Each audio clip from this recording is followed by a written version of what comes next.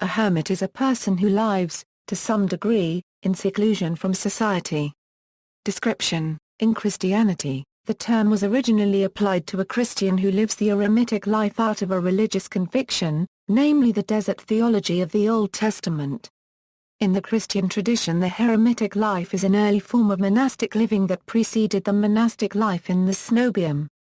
The Rule of Saint Benedict lists hermits among 4 kinds of monks. In the Roman Catholic Church, in addition to hermits who are members of religious institutes, contemporary Roman Catholic Church law recognizes also consecrated hermits under the direction of their diocesan bishop as members of the consecrated life. The same is true in many parts of the Anglican Communion, including the Episcopal Church in the U.S., although in the canon law of the Episcopal Church they are referred to as solitaries rather than hermits. Often, both in religious and secular literature, the term hermit is also used loosely for any Christian living a secluded prayer-focused life, and sometimes interchangeably with Anchorite, Anchorites, recluse and solitary. Other religions, for example, Buddhism, Hinduism, Islam, and Taoism, also have hermits in the sense of individuals living an ascetic form of life. In modern colloquial usage, hermit denotes anyone living apart from the rest of society, or simply participating in fewer social events, for any reason. Etymology: the word hermit comes from the Latin eremita, the Latinization of the Greek a 1/4 of the desert, which in turn comes from a 1/4 signifying desert, uninhabited, hence desert dweller. Adjective: eremitic. Christianity: because the life of the Christian hermit, both in ancient and in modern times, is rooted in the desert theology of the Old Testament, it is a life entirely given to the praise of God and the love and, through the hermit's penance and prayers, also the service of all humanity. The latter is crucial to the correct understanding of the eremitic vocation, since the Judeo-Christian tradition holds that God created man relational, which means that solitude can never be the purpose of any Christian vocation but only a conducive environment for striving after a particular spiritual purpose that forms part of our common human vocation. History, tradition: in the common Christian tradition, the first known Christian hermit in Egypt was Paul of Thebes, hence also called Saint Paul I Hermit. His disciple Antony of Egypt, often referred to as Antony the Great, is perhaps the most renowned of all the very early Christian hermits owing to the biography by his friend Athanasius of Alexandria. An antecedent for Egyptian eremiticism may have been the Syrian solitary or son of the covenant, who undertook special disciplines as a Christian. In the Middle Ages, some Carmelite hermits claimed to trace their origin to Jewish hermits organized by Elijah. Christian hermits in the past have often lived in isolated cells or hermitages, whether a natural cave or a constructed dwelling, situated in the desert or the forest. They tended to be sought out for spiritual advice and counsel. Some eventually acquired so many disciples that they had no physical solitude at all. The early Christian desert fathers wove baskets to exchange for bread. In medieval times, hermits were also found within or near cities where they might earn a living as a gatekeeper or ferryman. From the Middle Ages and down to modern times, eremitical monasticism has also been practiced within the context of religious institutes in the Christian West. For example, in the Catholic Church, the Carthusians and Camaldolus arranged their monasteries as clusters of hermitages where the monks live most of their day and most of their lives in solitary prayer and work, gathering only relatively briefly for communal prayer and only occasionally for community meals and recreation. The Cistercian, Trappist and Carmelite orders, which are essentially communal in nature, allow members who feel a calling to the eremitic life, after years living in the cenobium or community of the monastery, to move to a cell suitable as a hermitage on monastery grounds. This applies to both their monks and their nuns. There have also been many hermits who chose that vocation as an alternative to other forms of monastic life. In the 11th century, the life of the hermit gained recognition as a legitimate independent pathway to salvation. Many hermits in that century and the next came to be regarded as saints. Anchorites and Anchorites. The term anchorite is often used as a synonym for hermit, not only in the earliest written sources but throughout the centuries. Yet the Anchoritic life, while similar to the eremitic life, can also be distinct from it. Anchorites and Anchorites lived the religious life in the solitude of an anchorhold, usually a small hut or cell, typically built against a church. The door of anchorages tended to be bricked up in a special ceremony conducted by the local bishop after the anchorite had moved in. Medieval churches survive that have a tiny window built into the shed wall near the sanctuary to allow the anchorite to participate in the liturgy by listening to the service and to receive Holy Communion. Another window led out into the street or cemetery, enabling charitable neighbors to deliver food and other necessities. Clients seeking the anchorite's advice might also use this window to consult him or her. Contemporary life, Roman Catholicism. Today's Roman Catholics feeling interested in eremitic monasticism may live that vocation, either as a hermit, a, belonging to a cenobitic Catholic religious order, or, b, in an eremitically oriented religious order, but in both cases under obedience to their religious superior, or as a consecrated hermit under the canonical direction of their local bishop. There are also lay people who informally follow a eremitic lifestyle and live mostly as solitaries. Eremitic members of religious institutes. In the Catholic Church today, the institutes of consecrated life have their own regulations concerning those of their members who feel called by God to move from the life in community to the eremitic life, and have the permission of their religious superior to do so. The Code of Canon Law contains no special provisions for them. They technically remain a member of their institute of consecrated life and thus under obedience to their religious superior. As mentioned above, the Carthusian and Camaldolese orders of monks and nuns preserve their original way of life as essentially eremitical within a cenobitical context, that is, the monasteries of these orders are in fact clusters of individual hermitages where monks and nuns spend their days alone with relatively short periods of prayer in common daily and weekly. Also, as mentioned above, other orders which are essentially cenobitical, most notably the Trappists, maintain a tradition that allows individual monks or nuns, when they have reached a certain level of maturity within the community, to pursue the life of the hermit on monastery grounds under the supervision of the abbot or abbess. Thomas Merton was among those Trappists who undertook this way of life. Diocesan hermits, the earliest form of Christian eremitic or Anchoritic living, preceded that as a member of a religious institute, since monastic communities and religious institutes are later developments of the monastic life. Today an increasing number of Christian faithful feel again a vocation to live the eremitic life, whether in the remote countryside or in the city, in stricter separation from the world, without having passed through life in a monastic community first. Bearing in mind that the meaning of the eremitic vocation is the desert theology of the Old Testament, it may be said that the desert of the urban hermit is that of their heart, purged through kenosis to be the dwelling place of God alone. So as to provide for men and women who feel a calling to the eremitic or Anchoritic life without being or becoming a member of an institute of consecrated life, but desire its recognition by the Roman Catholic Church as a form of consecrated life nonetheless. The Code of Canon Law 1983 legislates in the section on consecrated life as follows. A. Section 1. Besides institutes of consecrated life, the Roman Catholic Church recognizes the eremitic or Anchoritic life by which the Christian faithful devote their life to the praise of God and salvation of the world through a stricter separation from the world, the silence of solitude and assiduous prayer and penance. A. Section 2. A hermit is recognized in the law as one dedicated to God in a consecrated life if he or she publicly professes the three evangelical counsels, confirmed by a vow or other sacred bond, in the hands of the diocesan bishop, and observes his or her own plan of life under his direction.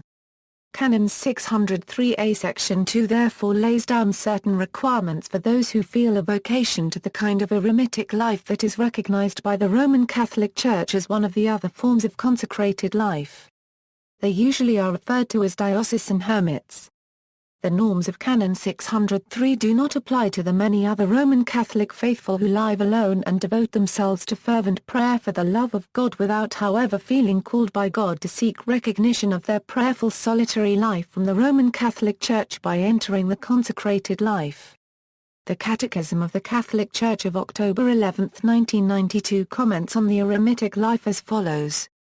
From the very beginning of the Church there were men and women who set out to follow Christ with greater liberty, and to imitate him more closely, by practicing the evangelical counsels.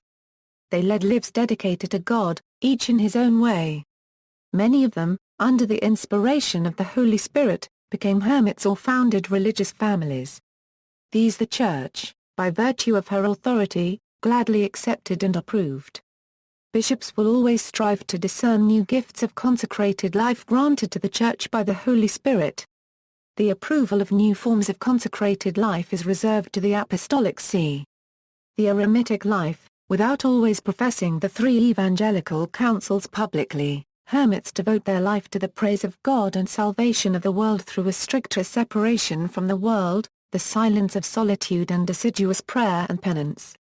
They manifest to everyone the interior aspect of the mystery of the Church, that is, personal intimacy with Christ.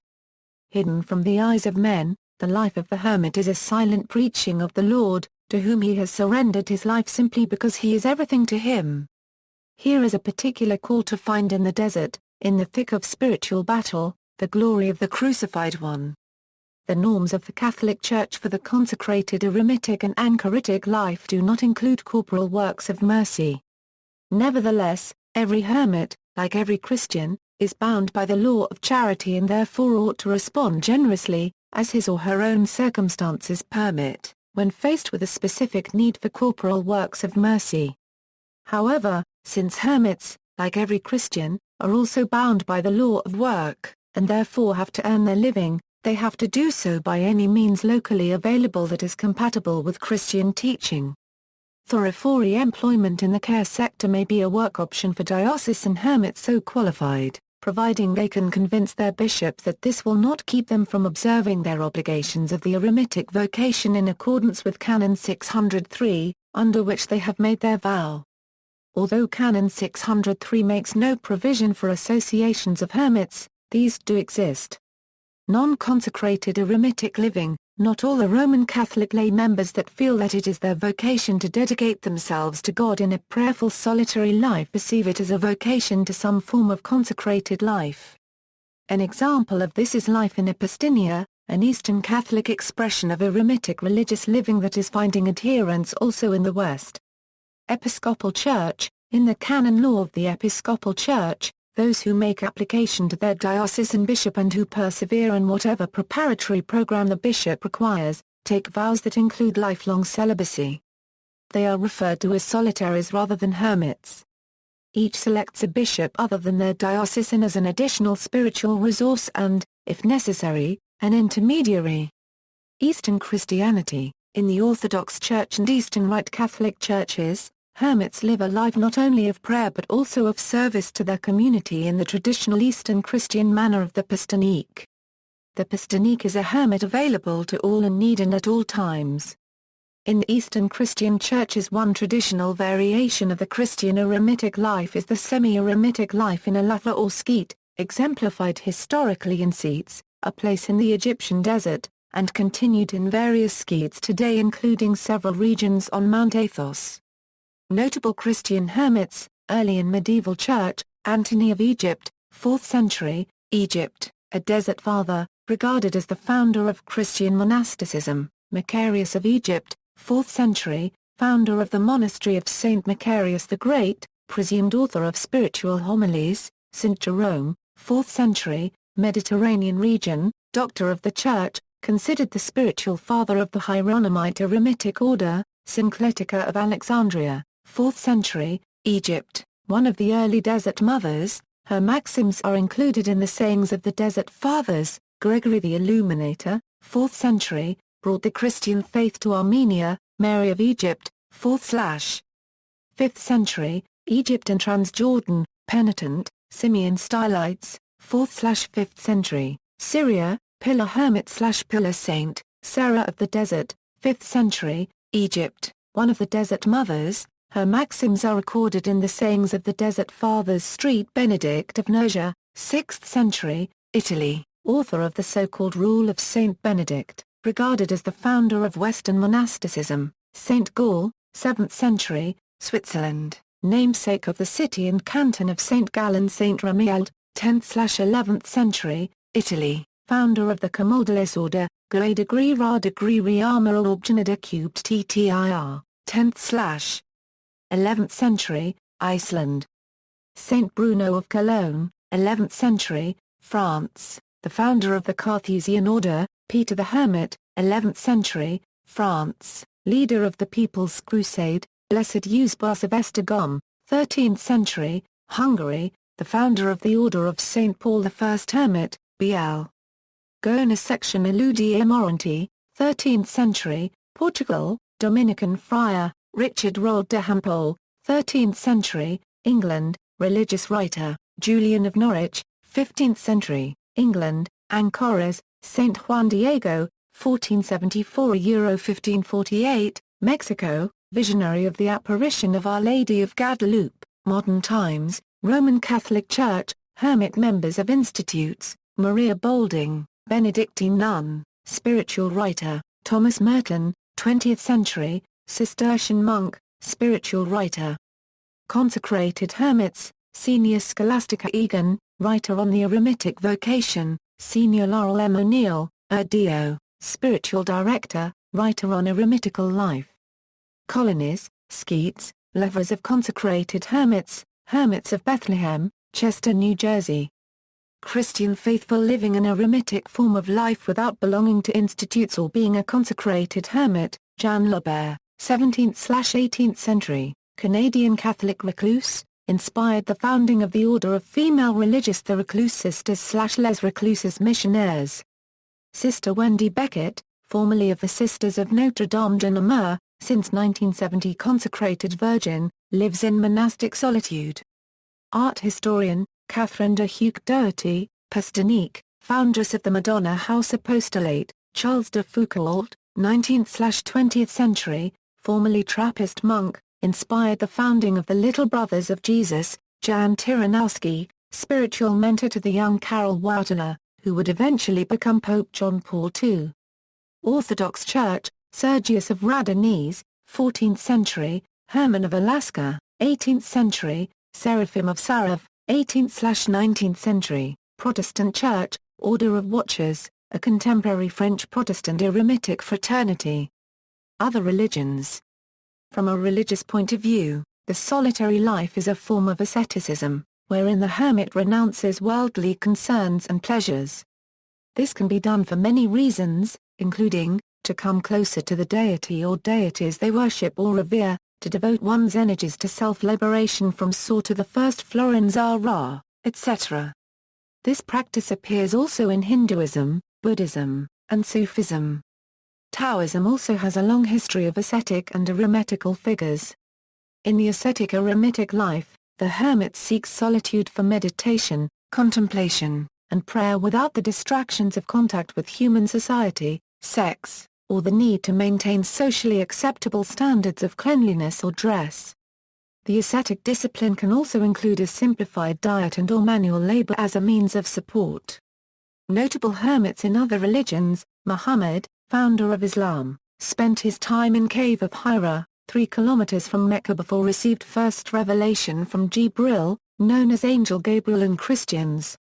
Gautama Buddha, who, having abandoned his royal life for a solitary quest for spiritual enlightenment, first became a hermit, and later abandoned asceticism to become the founder of Buddhism. Lozi, in some traditions he spent his final days as a hermit. Yukondi, religious figure in Burma. Yoshida Kenka, Japanese author. Zhang Daoling, founder of Tianqi Dao. Xu Yun, Kin Buddhist monk in China. Hanshan, Buddhist Taoist hermit and poet. Linbu, a Song dynasty poet who spent much of his later life in solitude, while admiring plum blossoms, on a cottage by West Lake in Hanzhou. The Baal Shem Tov, founder of Hasidism, lived for many years as a hermit in the Carpathian Mountains. Rabbi Nachman of Bratslav, the Baal Shem Tov's great-grandson, also spent much time in seclusion and instructed his disciples to set aside at least 1 hour a day for secluded contemplation and prayer. Some followers of Rabbi Nachman devoted themselves to seclusion, such as Rabbi Shmuel of Dashav and 2 generations later, Rabbi Abraham Shazan. Rabbi Yosef Yozel Horowitz, known as the Altar of Mvardok, succeeded his master Rabbi I. Israel Salanter in disseminating the pietistic teachings of the Lithuanian Messiah movement. He too spent much time in seclusion, included 1 year during which he confined himself to a sealed room, attended by a few devoted followers. In popular culture, in medieval romances, the knight-errant frequently encounters hermits on his quest. Such a figure, generally a wise old man, would advise him. Knights searching for the Holy Grail, in particular, learn of the errors of which they must repent, and have the significance of their encounters, dreams and visions explained to them. Evil wizards would sometimes pose as hermits, to explain their presence in the wilds, and to lure heroes into a false sense of security. In Edmund Spenser's The Fairy Queen, both occurred. The knight on a quest met a good hermit, and the sorcerer Archimago took on such a pose. These hermits are sometimes also vegetarians for ascetic reasons, as suggested in a passage from Sir Thomas Malory's La Morte d'Arthur. Then departed Gawain and Ector as heavy as they might for their misadventure, and so rode till that they came to the rough mountain, and there they tied their horses and went on foot to the hermitage. And when they were come up, they saw a poor house, and beside the chapel a little courtelage, where Nasian the hermit gathered worts, as he which had tasted none other meat of a great while. The practice of vegetarianism may have also existed amongst actual medieval hermits outside of literature. Hermits can appear in fairy tales in the character of the donor, as in Far Florenti Frumos with the golden hair. Hermits appear in a few of the stories of Giovanni Boccaccio's The Decameron. One of the most famous stories, the 10th story of the third day, involves the seduction of a young girl by a hermit in the desert near Gafsa. It was judged to be so obscene that it was not translated into English until the 20th century.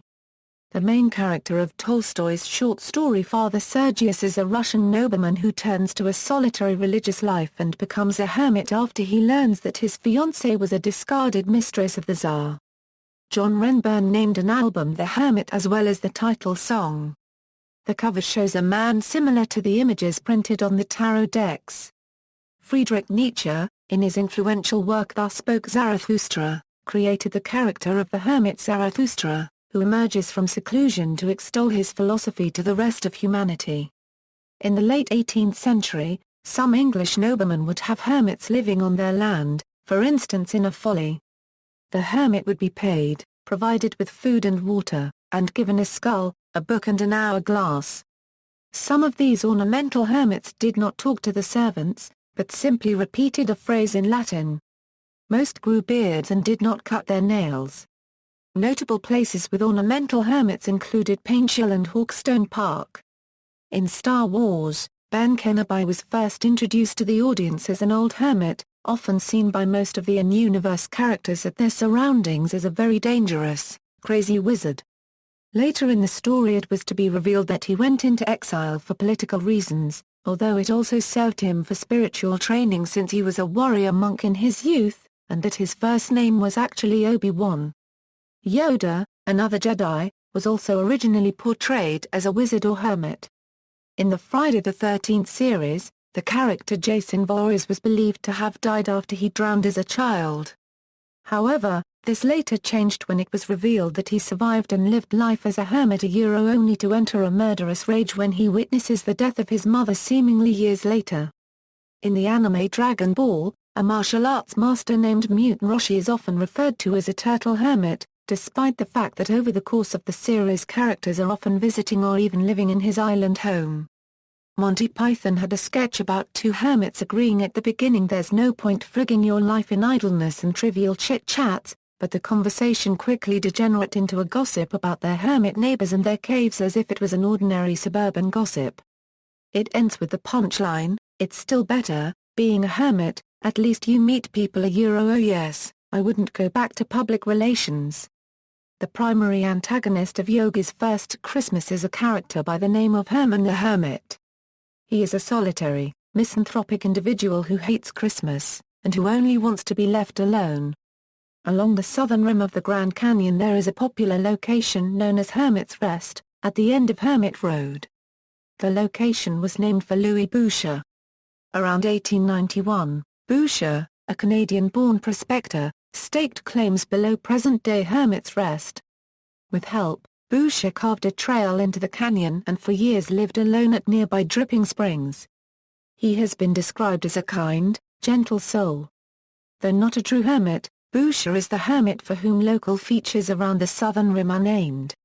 See also, Desert Theology, God, Soul Satisfier, Hermitage, Hikikomori, Integrate Silence, Lefwa,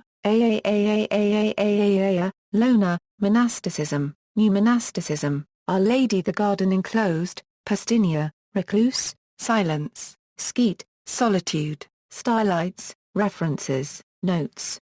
Sources: This article incorporates text from a publication now in the public domain. Porter, Noah, ed., Webster's Dictionary, Springfield, Massachusetts, C. and G. Merriam Company A Hermits. Catholic Encyclopedia. New York, Robert Appleton Company 1913. External links, Rother Mary Clay, full text plus illustrations, The Hermits and Anchorites of England. The Tradition of the Lurzie Hermits, British Hermits, The Growing Lure of the Solitary Life, A Forum for Hermits and Solitaries.